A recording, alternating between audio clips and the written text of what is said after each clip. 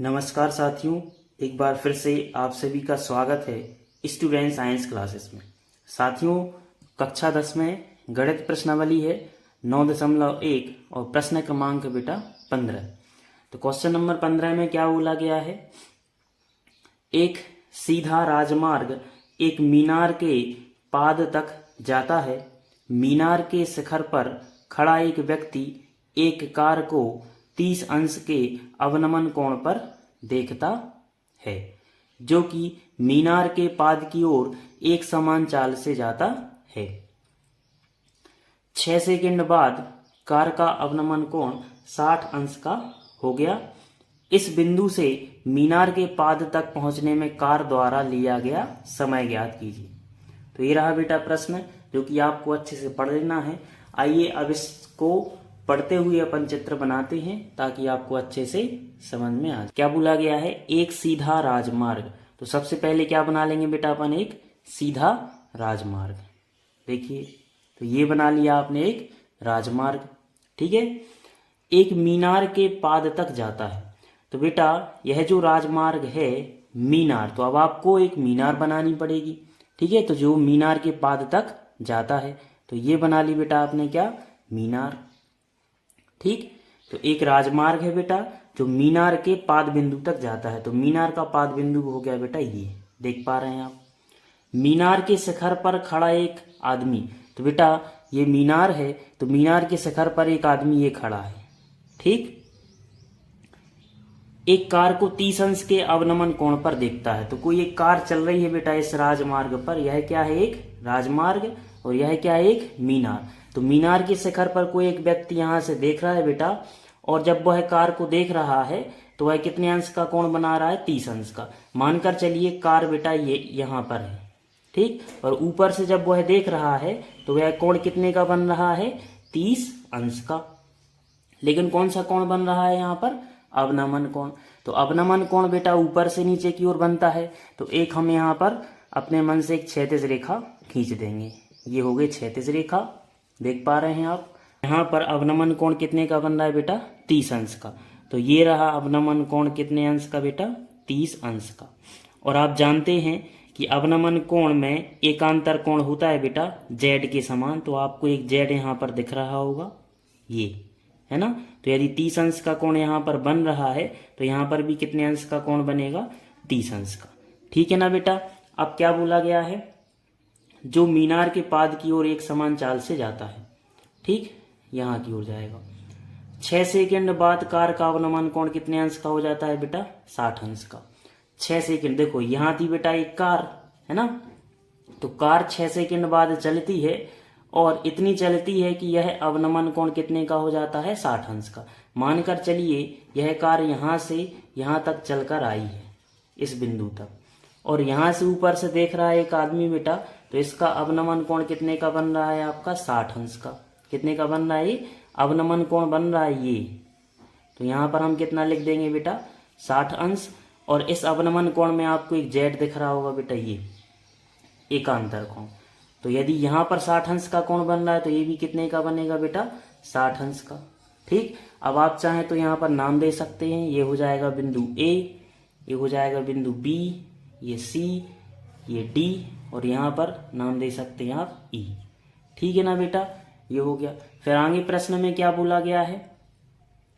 इस बिंदु से मीनार के पाद तक पहुंचने में कार द्वारा लिया गया समय। मतलब इस वाले बिंदु से, बिंदु सी से बिंदु डी तक पहुंचने में कार द्वारा लिया गया समय, यह आपको ज्ञात करना है बेटा, ठीक है ना बेटा। तो बिंदु सी से डी तक का समय ज्ञात करना है। तो बिंदु सी से डी तक का समय आप मान सकते हैं कि सी से डी तक पहुंचने में उसको x सेकंड लगी, ठीक है ना बेटा।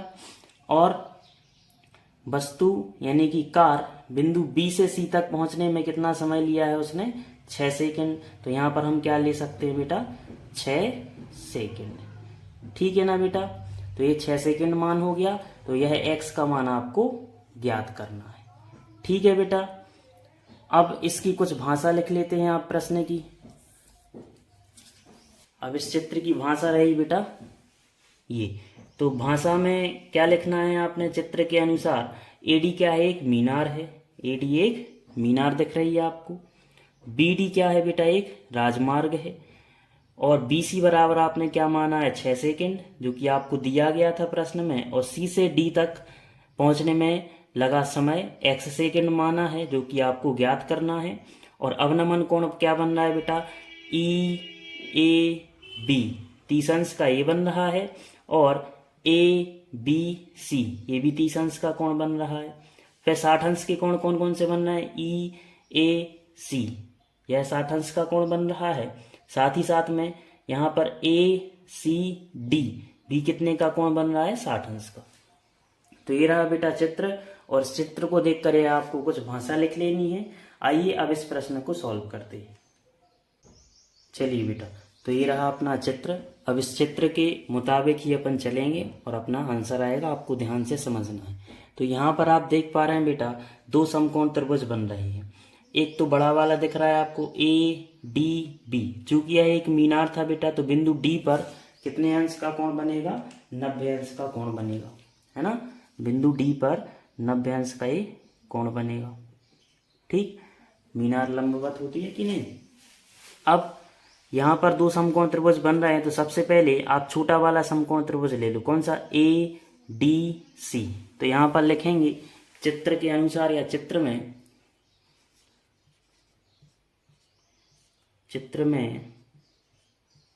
समकोण त्रिभुज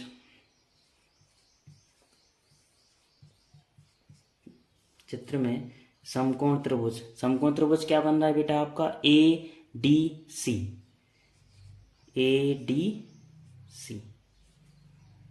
ठीक, तो उस चित्र में समकोण त्रिभुज ADC में आप क्या कहेंगे बेटा, आप जानते हैं कि 90 अंश के सामने वाली भुजा क्या होती है, कर्ण, और कोण के सामने वाली भुजा क्या होती है, लंब। तो AD क्या हो गया आपका, लंब, और CD क्या हो गया, आधार। तो आधार का मान आपको निकालना है, अभी आपके पास है नहीं।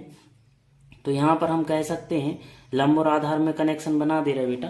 तो लंब को आप कहाँ कर देंगे, ऊपर, और आधार कहाँ कर देंगे, नीचे। तो क्या हो जाएगा, लंब बटे आधार। और लंब बटे आधार किसका फार्मूला होता है बेटा, tan थीटा का।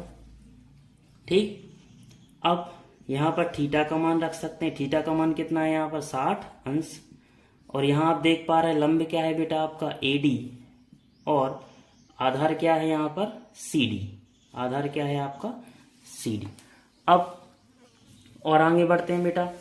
तो यहाँ पर आप थीटा का मान रखेंगे, तो थीटा का मान कितना है यहाँ पर, 60 अंश। और tan 60 का मान कितना होता है, √3। इसके अपॉन में कुछ नहीं, मतलब 1। AD का मान आपको अभी ज्ञात है नहीं, तो AD ज्यों का त्यों रहेगा। और CD का मान आपने माना है, तो CD का मान कितना माना है आपने बेटा, x। ये हो गया x।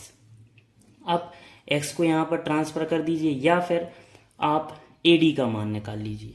ठीक है, तो AD का मान कैसे निकालेंगे, तिर्यक गुणा करके। तिर्यक गुणा कैसे करेंगे बेटा, AD का s में होगा और x का √3 में होगा कि नहीं।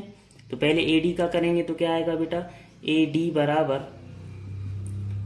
x का √3 में होगा, तो क्या आएगा, 3 इंटू में √3 इंटू में x। तो ये किसका मान निकाल लिया बेटा आपने, AD का। इसको दे सकते हैं आप समीकरण नंबर 1। ठीक है बेटा, तो ये आ गया AD का मान। अब बड़ा वाला समकोण त्रिभुज लेंगे तो कुछ मान निकलेगा उसमें। तो लिखेंगे चित्र में ADB दिख रहा है आपको बेटा, कौन सा समकोण त्रिभुज दिख रहा है यहाँ पर, देखिएगा। तो यहाँ कहेंगे हम पुनः चित्र में समकोण त्रिभुज कौन सा दिख रहा है बेटा आपको, ADB में। यहाँ आप देख पा रहे हैं बेटा, ये 90 अंश का कोण है, तो 90 अंश के सामने वाली भुजा क्या होती है, कर्ण, और कोण के सामने वाली भुजा क्या होती है, लंब। तो लंब और आधार में कनेक्शन बनाएंगे आप, तो क्या हो जाएगा, यहाँ पर लंब ऊपर लिख दीजिए और आधार नीचे। तो क्या बन गया, लंब बटे आधार। और लंब बटे आधार किसका फार्मूला होता है बेटा, tan थीटा का, है ना। तो tan थीटा बराबर क्या हो गया, लंब बटे आधार। ठीक है, अब यहाँ पर थीटा का मान रखते हैं बेटा। ये वाले समकोण त्रिभुज में थीटा का मान कितना है यहाँ पर 30 अंश। तो यहाँ पर लिख देंगे हम 30 डिग्री बराबर लंब क्या है बेटा, यहाँ पर लंब है आपका AD, लंब क्या है AD, और आधार क्या है यहाँ पर BD या DB भी कह सकते हैं। आधार बड़ा है कि नहीं, परंतु यह BD जो आधार है वो किस किस से मिलकर बना है बेटा, BC प्लस CD। तो आधार में हम क्या लिख सकते हैं यहाँ पर BC प्लस CD। तो ये हो गया अपना आधार। चलिए और आगे बढ़ते हैं यहाँ पर। अब tan 30 का मान रखेंगे बेटा। तो tan 30 का मान कितना होता है, 1/√3 होता है कि नहीं, इज इक्वल टू में AD। तो AD का मान AD ही रहने दीजिए, अपॉन में BC। तो BC का मान कितना है यहाँ पर 6 सेकेंड यानी 6 प्लस CD का मान कितना है यहाँ पर बेटा, CD का मान आपने क्या माना है x। चलिए अब इसको सॉल्व करेंगे बेटा तो अपना आंसर आ जाएगा। देखिएगा अब 1/√3 रहने दीजिए, और आप चाहें तो AD का मान रख सकते हैं कहाँ से, समीकरण 1 से। तो हम लिखेंगे समीकरण 1 से मान रखने पर, ठीक। तो AD का मान कितना है बेटा, √3 इंटू में x, अपॉन में क्या है यहाँ पर नीचे क्या चल रहा है बेटा, 6 प्लस x।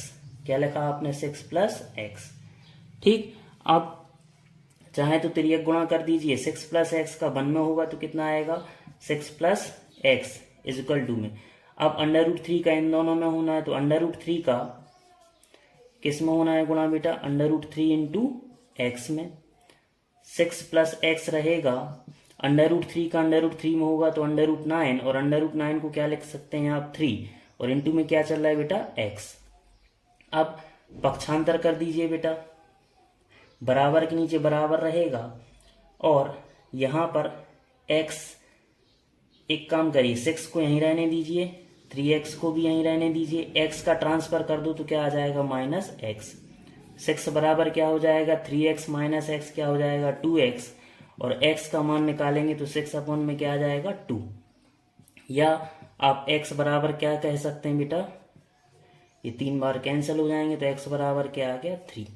अब x किसको माना था आपने, C से D तक पहुंचने में लगा समय ज्ञात करना था, तो समय का मात्रक क्या होता है बेटा सेकेंड।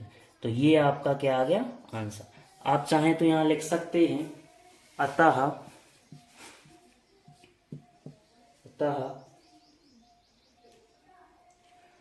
कार द्वारा लिया गया समय कितना होगा बेटा 3 सेकेंड होगा। तो बेटा ये आपका आंसर रहा। आशा है आप सबको यह क्वेश्चन समझ में आया होगा। Thank you.